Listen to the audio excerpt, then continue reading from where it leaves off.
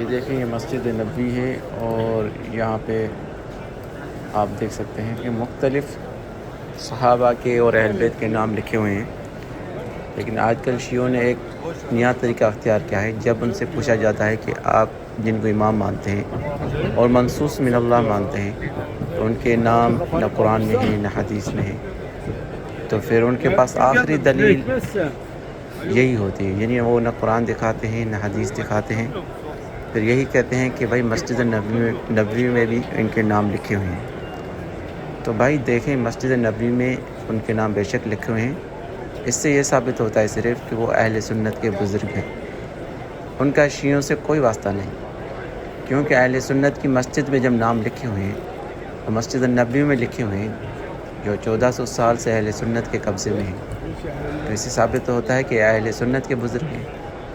اور دوسری بات، اگر یہی دلیل ہے آپ کی، پھر تو یہاں صحابہ کے نام لکھے ہوئے ہیں، عشرہ مبشرہ صحابہ کے نام لکھے ہوئے ہیں. یہ دیکھ لیں، یہ دیکھیے عبداللہ بن مسعود جیسے لکھا ہوا ہے، اور بھی بہت سارے ہیں، عبداللہ بن زبیر ہیں، اور عشرہ مبشرہ اس طرح عبداللہ بن عباس کا نام ہے، اور مختلف صحابہ کے نام لکھے ہوئے ہیں یہاں پہ. تو یہ کیسے آپ کا دلیل بن سکتا ہے کہ یہاں 12 اماموں کے نام لکھے تو وہ آپ کے امام بن گئے؟